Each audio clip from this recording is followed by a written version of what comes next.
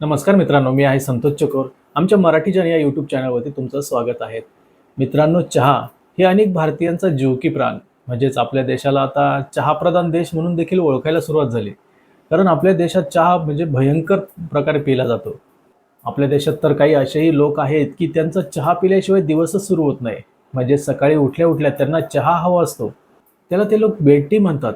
म्हणजेच दात घासण्या अगोदरच ते चहा पितात. कमाल आहेत. म्हणजे असेही लोक आहेत आपल्या देशामध्ये. आणि अनेक लोक असेही मी बघितले, की ज्यांना चहाचं प्रचंड व्यसन आहे. म्हणजेच चहा पिल्याशिवाय त्यांना कोणतंही काम होत नाही किंवा दर 2-3 तासाला त्यांना चहा लागतो. चहा पिला नाही तर ते म्हणतात, की आमचं डोकं चालत नाही. म्हणजे असं कमालीचं एक व्यसन सुद्धा आहे चहा पिणं म्हणजे. काही लोक तर तुम्हाला असंही म्हणताना दिसतील, की चहा ही फक्त पिण्याची गोष्ट नाही, तर ती एक भावना आहे. म्हणजेच इमोशन आहे. त्यामुळे तुम्ही चहाच्या विरोधात जर काही बोललात, तर ते लोक तुम्हाला एकतर तुमच्या विरोधात बोलतील किंवा तुम्हाला ट्रोल करतील. असंही प्रकार आपल्या देशात बघायला मिळतोय. आपल्या देशामध्ये असंख्य लोक चहा पीत असल्याने चहामुळे तेवढा रोजगारही निर्माण झाला हे देखील मान्य करावं लागेल. अनेक हॉटेल किंवा अनेक टपऱ्या तुम्हाला दिसतील तिथेही म्हणजे खूप पैसा कमवतात लोक. चहा पिऊन करोडो रुपयांची उलाढाल सुद्धा करतात. म्हणजे असं आहे, चहाचे खूप मोठे-मोठे ब्रँडसुद्धा झालेले आहेत. त्यामुळे चहा हे रोजगार निर्मितीचं सुद्धा एक खूप चांगलं उदाहरण आहे. पण त्याचबरोबर आपल्या देशामध्ये चहाची वेगवेगळे हॉटेल्स, वेगवेगळ्या टपऱ्या तुम्हाला बघायला मिळतील. त्यामुळे चहाचे वेगवेगळे प्रकारसुद्धा आता बघायला मिळत आहेत.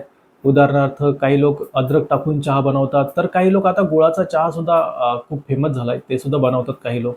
आता आपल्या देशामध्ये कॉफी पिणाऱ्यांची संख्या देखील वाढताना दिसते. ही सर्व लोकं म्हणजे चहा आणि कॉफी पिणारे किंवा चहा आणि कॉफीवर खूप प्रेम करणारे, आवडीने चवीने पिणारे, ही लोक जे आहे स्वतःला चहा कॉफी लव्हर्स म्हणून देखील त्यांची ओळख सांगतात किंवा सोशल मीडियावरती पोस्ट करतात, व्हिडिओ टाकतात. चहा कॉफी लव्हर म्हणजेच हॅशटॅग चहा कॉफी लव्हर्स असे पोस्ट करतात. पण मित्रांनो, हे चहा आणि कॉफी पिणं तुमच्या आरोग्यासाठी तितकं खरंच चांगलं आहेत का? कारण आता नुकतंच ICMR या संस्थेने म्हणजेच ही सरकारी संस्था आहे. या संस्थेने एक आहारविषयक मार्गदर्शक तत्त्वे प्रसिद्ध केली आणि या तत्त्वांमध्ये चहा आणि कॉफी पिणं हे आरोग्यासाठी कसं धोकादायक आहेत हे त्यामध्ये सांगितलंय. ICMRने भारतीयांसाठी जारी केलेली ही आहारविषयक मार्गदर्शक तत्त्वे वाचल्यानंतर तुम्ही चहा किंवा कॉफी पिण्याअगोदर अनेक वेळा विचार कराल. त्यामुळे ICMRने जारी केलेली ही मार्गदर्शक तत्त्वे नेमकी आहे तरी काय? ते आपण या व्हिडिओमध्ये बघूयात. म्हणजेच आपण फक्त चहाबद्दल थोडक्यात माहिती बघणार आहोत. चहा किंवा कॉफी पिण्याचे अनेक दुष्परिणाम आहेत त्याविषयी आपण माहिती बघणार आहोत. इतर त्यांनी खूप मोठी एक लिस्ट जारी केली किंवा काय खायला हवं, काय नाही, काय प्यायला हवं, काय नाही. म्हणजे भारतीयांसाठी ही आहारविषयक मार्गदर्शक तत्त्वे आहेत आणि नक्की तुम्हाला जर हेल्दी आयुष्य जगायचं आहे, चांगलं खायचं प्यायचं आहे, आजारी पडायचं नाही किंवा तब्येतीविषयी काळजी घ्यायची, तर तुम्ही नक्कीच ICMRची ही मार्गदर्शक तत्त्वे आहारविषयक जी काय आहेत ती फॉलो करा. बाकी ही संपूर्ण लिस्ट जी आहे ती तुम्हाला आमच्या व्हिडिओखाली डिस्क्रिप्शनमध्ये त्याच्या PDF फाईलची लिंक तुम्हाला मिळेल किंवा आमच्या marathijn.com या वेबसाईटला तुम्ही व्हिजिट करून याविषयी आर्टिकल लिहिलेलं आहे. तेही तुम्ही वाचू शकतात किंवा त्या आर्टिकलमध्येही ICMR या वेबसाईटची लिंक आणि ती जी काही आहारविषयक मार्गदर्शक तत्त्वे आहेत त्याच्या PDF फाईलची लिंक आर्टिकलमध्ये तुम्हाला प्रोव्हाईड केली जाईल. तेथूनही तुम्ही व्हिजिट करू शकतात. तर आता ICMR म्हणजे काय? तर या संस्थेचं नाव तुम्ही अनेक वेळा ऐकलं असेल कारण कोविड महामारीच्या काळात वेळोवेळी कोविड संबंधी प्रोटोकॉल जारी केल्याने ICMR ही संस्था खूप चर्चेत आली होती. आणि आता ही ICMR ही संस्था खूप चर्चेत आली कारण त्यांनी भारतीयांसाठी आहारविषयक 17 मार्गदर्शक तत्त्वे जारी केली. त्यात दुधाचा चहा प्यायला हवा की नाही याविषयी त्यांनी सांगितलं किंवा चहा तसेच कॉफी या दोन्हींपैकी काय चांगलं आहे? म्हणजे चहा बेस्ट आहे की कॉफी बेस्ट आहे? तुमच्या हेल्थसाठी काय चांगलं आहे? त्याविषयी त्यांनी सांगितलं आहे. त्यांची चहा किंवा कॉफीविषयी ही मार्गदर्शक तत्त्वे वाचली तर यातून एक गोष्ट स्पष्ट होते, ती मी अगोदरच सांगतो. ती म्हणजे दुधाचा चहा पिणं हे आरोग्यासाठी खूप हानिकारक आहे. पण त्यातही चहा किंवा कॉफी या दोन्हींमधून काही निवडायचं असेल, तर तुम्ही चहाची निवड करा. कारण आरोग्याच्या दृष्टीने चहापेक्षा कॉफी जास्त हानिकारक आहेत आणि कॉफीचे अनेक दुष्परिणाम सुद्धा त्यांनी सांगितले. किंवा कोणत्या वेळी चहा पिणं जास्त धोकादायक ठरू शकतं, तर यात त्यांनी जी काही मार्गदर्शक तत्त्वे सांगितली, त्यात त्यांनी असंही म्हटलंय की खाण्यापिण्याच्या सवयींमध्ये आम्ही दिलेली ही काही योग्य मार्गदर्शक तत्त्वे विचारात घ्या, जेणेकरून तुम्ही निरोगी राहाल. चहा कॉफीबद्दल ICMRने म्हटलंय की यात टॅनिन आढळतं. टॅनिन हे एक संयुग आहेत जे शरीराच्या लोह शोषण्याच्या क्षमतेवर परिणाम करतं. तुम्ही जर जेवणाआधी किंवा जेवणानंतर चहा पिला तर या टॅनिनमुळे अन्नातील लोह शोषण्यास प्रतिबंध होतो. मग यामुळे पुढे तुमच्या शरीरात लोहाची कमतरता होऊ शकते. चहा किंवा कॉफी या दोन्हींपैकी काय चांगलं, तर याविषयी ICMRने त्यांच्या मार्गदर्शक तत्वांमध्ये सांगितलंय. यात त्यांनी चहा हा कॉफीपेक्षा चांगला पर्याय असल्याचं म्हटलंय. त्यात सापडलेल्या कॅफेनच्या आधारे हे सांगण्यात आलंय. यात ब्रेव्ड कॉफीच्या कपमध्ये कॅफेनचे प्रमाण 80 ते 120 मिलीग्रॅम असते. तर घरी बनवलेल्या इन्स्टंट कॉफीमध्ये हे प्रमाण 50 ते 65 मिलीग्रॅम असते. तर चहामध्ये हे प्रमाण दोन्हीपेक्षाही कमी म्हणजे 30 ते 65 mg पर्यंत असू शकतं. पण मित्रांनो, तुम्ही मर्यादित चहा किंवा कॉफीचं सेवन करत असाल तर साधारणतः 200 mg पर्यंतचं कॅफीनचं प्रमाण हे आरोग्यासाठी सुरक्षित मानलं जातं. पण तरी चहापेक्षा कॉफी पिणं हे त्याचे अनेक दुष्परिणाम दिसू शकतात, हे या रिपोर्टमधून स्पष्ट होतंय. पण तरी आता आपण तोटेच बघितले अनेक चहा पिण्याचे, कॉफी पिण्याचे. पण असंच नाही की फक्त तोटेच आहेत, काही फायदे देखील आहेत. तर फायदे काय? म्हणजे त्यात कॅफीनचे जर मर्यादित सेवन केलं तर काही फायदेसुद्धा दिसून येतात. ते म्हणजे चहा पिल्यानंतर तुम्हाला एनर्जी आल्यासारखं वाटत असेल. अनेक वेळा झोप येते तेव्हाही लोक चहा पितात म्हणजे त्यांना एनर्जेटिक वाटतं आणि काम करायला अजून प्रेरणा भेटते. तसेच अनेकांना चहा किंवा कॉफी पिलं तर एखाद्या गोष्टीवरती लक्ष केंद्रित करण्यास म्हणजेच फोकस करण्यात मदत मिळते. पण मित्रांनो, मर्यादित चहा पिलं तर याचे हे फायदे आहेत. पण अनेक लोक अमर्यादित म्हणजे ज्याला लिमिटेशनच नाही अशा प्रकारे चहा पितात, कॉफी पितात. तर याचे अनेक दुष्परिणाम सुद्धा आहेत.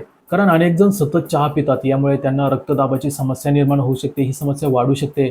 तसेच बॅड कोलेस्ट्रॉल म्हणजेच वाईट कोलेस्ट्रॉलची देखील वाढ होऊ शकते.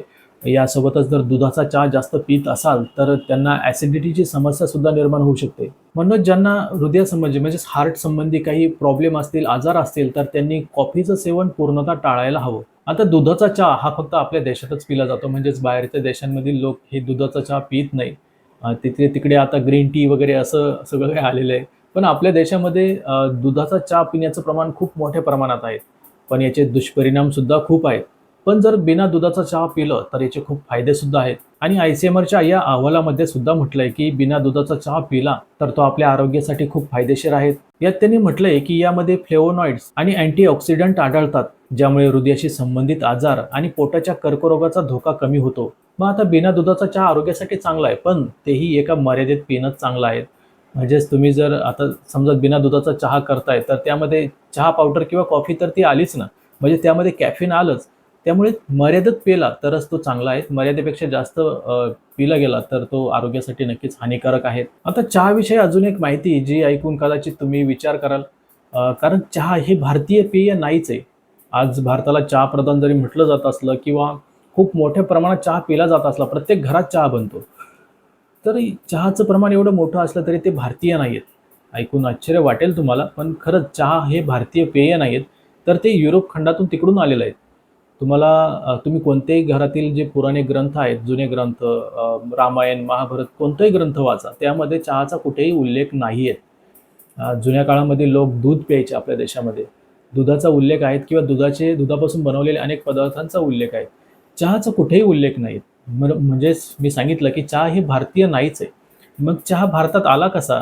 तर इंग्रजांनी आपल्या देशावर राज्य केलं हे तर तुम्हाला माहीतच आहे. आणि इंग्रज जेव्हा सुरुवातीला आले ते व्यापार करण्यासाठी आले. तर त्यांनी भारतात येऊन चहाचे मळे लावले, हे सुद्धा तुम्ही इतिहासाच्या पुस्तकांमध्ये वाचलं असेल. तर हे जे चहाचं पेय आहेत हे त्या इंग्रजांनी इथं आणलेलं आहेत आणि त्यांच्यापासून आपण ते सुरुवात केली. तेव्हापासून आपण ते प्यायला सुरुवात केली आणि अजूनही इंग्रज गेले पण चहा तसाच राहिला आहे. आणि आपल्या लोकांना ती एक आता सवय बनली म्हणा किंवा ते व्यसनच लागलंय चहाचं आणि खूप मोठ्या प्रमाणात चहा पिला जातोय. पण मुळात चहा हे जे शीत प्रदेशातील लोकं आहेत, म्हणजे तिकडचे युरोप वगैरे तिकडं थंड प्रदेशातील लोकं, तर मुळात हे त्यांच्यासाठी पेय आहेत. कारण तिथे ब्लड प्रेशर किंवा रक्तदाब ज्याला आपण म्हणतो ते कमी असतो. त्यामुळे रक्तदाब वाढवण्यासाठी हे पेय पिलं जातं चहासारखं. आता सध्या तिकडंही चहा दुधाचा चहा वगैरे पिला तर जात नाही. तो भारतातच पिला जातो, जो खूप हानिकारक आहे. तिकडे ग्रीन टी वगैरे असं आलेलं आहे. पण आपल्या देशामध्ये मात्र सर्रास दुधाचा चहाच बनवला जातो. दूध नक्की चांगलं आहे. दूध प्यायला हवं. दूध देखो बघा, दुधामुळे खूप रोजगारसुद्धा निर्मिती होते. शेतकऱ्यांना खूप फायदा मिळतोय. त्यामुळे दूध प्या, नक्की प्या. शेतकऱ्यांना त्याचा पैसा मिळेल. भारतीय जे शेतकरी त्यांनाच मिळेल. पण चहाचा जो पैसा आहे तो ज्यादातर विदेशी कंपन्यांनाच मिळतो. जे काही चहा, कॉफी आपण विकत घेत असतो त्याचा पैसा बाहेर जात असतो. त्यामुळे नक्कीच भारतीय शेतकऱ्यांना फायदा व्हावा म्हणून चहापेक्षा मी कधीही तुम्हाला असंच प्रेफर करेल किंवा सांगेल की तुम्ही दूध प्या.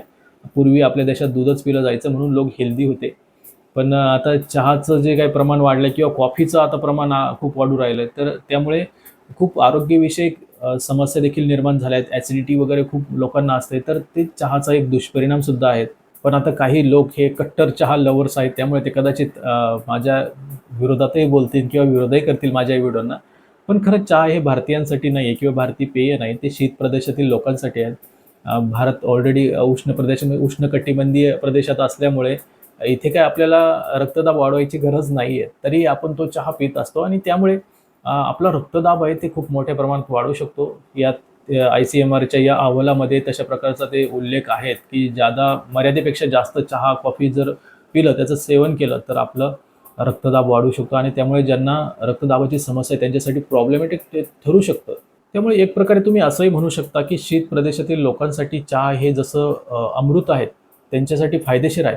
पण ते आपल्या देशातील लोकांसाठी मात्र पॉइझन आहेत आणि हळू दररोज आपण हे पॉइझन आपल्या शरीरात टाकत असतो, असंही तुम्ही म्हणू शकता एक प्रकारे. त्यात मी एक असाही सल्ला देईल, की ज्या लोकांना बेड टी पिण्याची सवय आहे, म्हणजे झोपेतून उठल्या-उठल्या दात न घासण्या अगोदर जे लोक चहा पितात, त्यांच्यासाठी एक सल्ला आहे, की खरंच उपाशीपोटी चहा पिऊ नका.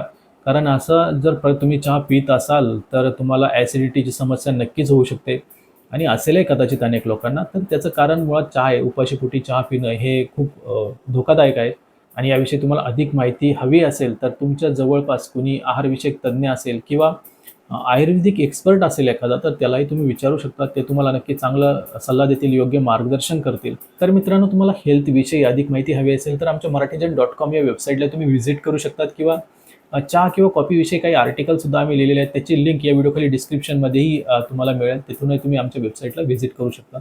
तेही तुम्ही वाचा आणि हा व्हिडिओ जे काही चहा कॉफी लवर्स आहे किंवा इतरांनाही तुम्ही शेअर करा, म्हणजे त्यांनाही कळेल की चहा कॉफी पिण्याचे दुष्परिणाम काय आणि ती ICMRचा जो काही अहवाल आहे, त्या अहवालाची जी PDF फाईल आहे त्याची लिंक इथे तुम्हाला व्हिडिओखाली डिस्क्रिप्शनमध्ये मिळून जाईल. तसेच याविषयी आर्टिकलसुद्धा आमच्या वेबसाईटवरती तुम्हाला मिळेल. त्याची लिंक व्हिडिओखाली डिस्क्रिप्शनमध्ये दिली जाईल. तर मित्रांनो, भेटूया पुढील व्हिडिओमध्ये आणि अशाच प्रकारच्या व्हिडिओसाठी आमच्या चॅनलला नक्की सबस्क्राईब करा. नोटिफिकेशन बेल आयकॉनवरती क्लिक करा, म्हणजे आमच्या सर्व व्हिडिओच्या अपडेट्स तुमच्यापर्यंत पोहोचतील.